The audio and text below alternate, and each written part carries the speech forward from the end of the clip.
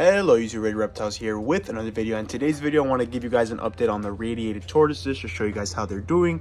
We're going to go ahead and soak each one that I have and just kind of give you guys an individual look on each animal. So with that being said, hope you guys enjoyed today's video and let's get started. Alright guys, so here we're soaking the younger of the Radiated Tortoises. So I have basically, I would say two separate groups. I have the smaller ones that are raising up, and I have Victoria on her own, but she's with the Aldabras. So these are the 5 smaller ones. I do have 3 a little bit bigger than these. But right now what we're doing is we're just going to soak these guys. I try to do this as often as I can. I used to soak them when they were a lot younger, pretty much daily or every other day. Now I'm more so on the once a week or twice a week kind of routine with them. But that's just more so because of the timing that I have.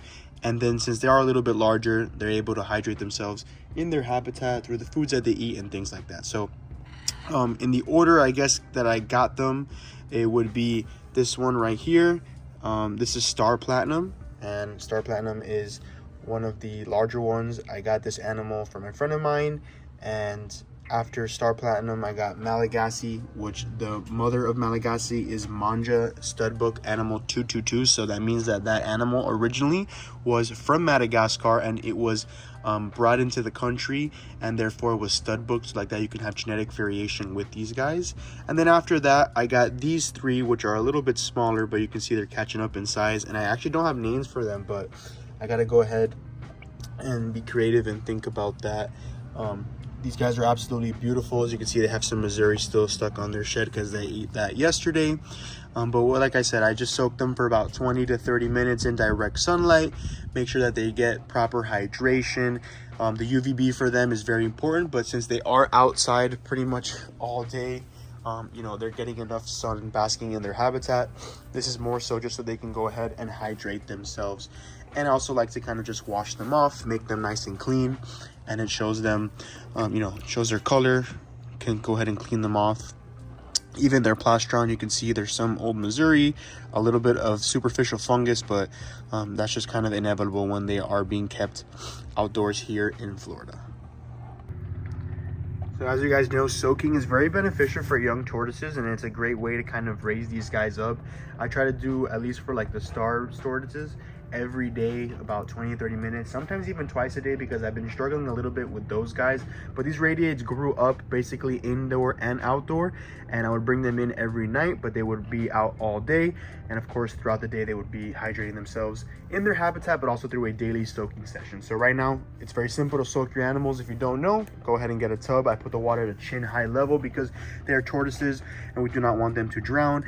What they'll do is they'll go ahead and clean themselves off. They'll poop, they'll pee, of course, and you can also make sure they're hydrating. So for example, out of this group, right here, Star Platinum was the first one to go ahead and drink as soon as I put it in there. And there you can see Malagasy might be taking a drink right now, which I believe so. That is what it's gonna do. So what they'll do is they'll dunk their heads in and they'll go ahead and hydrate themselves like that, and they'll drink through their nostrils, which you guys have seen me highlight before, either on YouTube very shortly and also on my Instagram quite often. All right, so we went ahead and changed out the water, put the other Radiateds back in their habitat. You can see everyone's kind of walking around. And then we went ahead and put these 3 to soak for a little bit. So for these guys, in the order that I actually did get them, believe it or not, this is my first ever Radiated Tortoise. This is 11, and 11 is smaller than Flare and Hopper, but it doesn't mean that they weren't raised the same, nor were they being fed the same diets and things like that. It's just kind of, different growth, different paces for these animals. I've explained in other videos, there's a theory that some tortoises develop their pineal gland a little bit later, or so that it's kind of like blocked, so they won't actually get that growth spurt. But eventually they will all be the same size and hopefully catch up. But like I said, it doesn't mean that one is healthier than the other. It's just more so the way that the genetics and things factor in. So this one was my first one. Then I got Hopper and Flare at the same time. Hopper right here, I purchased literally fresh out the egg. My friend was, trusting enough for me to raise it up, and that's how I purchased that one. This one was a little bit older, as you can see. This one's obviously the largest, but they have beautiful growth, all 3 of them. They're doing amazing. Super high dome shells, which I absolutely love. And yeah, like I said, soaking them just to kind of get their color to splash out, and just something to do as well for me to kind of keep an eye on my animals and make sure that everybody's okay. So These guys are doing great. Tomorrow they'll also be getting fed. And you know, these tortoises do their thing. They, like I said, were raised outdoors. For the most of their life, they were raised in this actual tortoise table right here, which I have kind of in retirement until maybe the star tortoises, or I can get something else. But I had them in here after I had them in their cement mixing tub, which you guys have seen me bring them in and out for a long time like that. So just wanted to give you guys a nice visual, show you guys how large these guys have gotten and the insane progress that these tortoises have made since, you know, I've basically raised them up. So last radiated is Victoria. She'll go ahead and get soaked here soon, but nice little intermission with the Aldabras. I like to include these guys in the video every time I can because I like to show you guys their progress as well. But they are very similar to the radiateds because they come from the same region in the world. Very similar diets, as you guys, they're both grassland species as well. So there's Aristotle, Victoria over here on this side. This is Chalice, because a little bit smaller than Plato. And then Plato, I believe right now is just enjoying some cactus that I went ahead and spread, so they can go ahead and kind of have a treat in between feedings, because, you know, I like for them to, you know, entertain themselves, kind of have sort of enrichment. They're also eating lots of hay as well. So that is the Aldabras. And then a little bit about Victoria before we go ahead and soak her. All right, and last but not least is Victoria. She is my adult female radiated tortoise. I've had Victoria for about a year now, actually. A few days ago marked the year with her, and I'm super happy that I was able to get this animal. The way she came to me was the person that previously owned her and the redfoot and the yellowfoot that I own. He passed away, and the neighbors were helping out the wife and things like that, and he was a big reptile guy, and they basically thought about me, and I was able to, you know, receive this animal.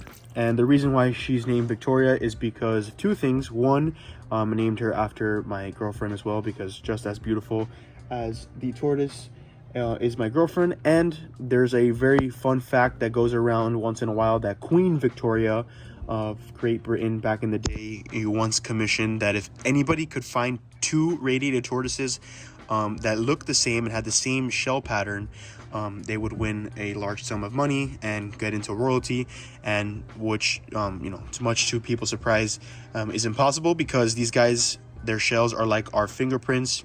We each have our own unique fingerprint patterns. No two are alike. So as you can see, she's doing great. She lives with the Aldabras. And as you guys saw, everybody's dirty because they were eating Missouri. She doesn't get soaked as much as the younger ones would, but she'll go ahead and have her opportunity once in a while. Same goes for the Aldabras, just like they are a lot larger, so it is harder to go ahead and move them around. So these guys are doing great. She's doing awesome. She'll soak for a little bit, and we'll go ahead and wrap it up. And just as a little bit of a treat, I went ahead and sprinkled some cactus like I did for the Aldabras for these younger radiateds as well. So they'll go ahead and munch on this. They definitely enjoy it. And since I do grow it here myself, it's a pretty readily available food that I like to give them. It also is above their habitat. So if some of the pads fall once in a while, they'll go ahead and get a kind of sporadic treat. But these guys enjoy this because it's full of calcium and packed with nutrients, especially here that they grow in Florida. So this is spineless cactus, aka Nepal cactus. And you can go ahead and see a little bit of the tree right here. And these guys definitely enjoy all of it. And since it is spineless, it has just microfibrous hairs that are bothersome to humans and other animals. But these tortoises are, you know, built for this, and they go ahead and bite and eat that super easily. So we went ahead and wrapped up all these soaking for these guys. I wanted you guys to get a nice little update and show you guys a visual on these tortoises. And with that being said, I hope you guys enjoyed today's video. Thank you so much for watching, and have a happy holidays as well. And as always, see you, my fellow herpers.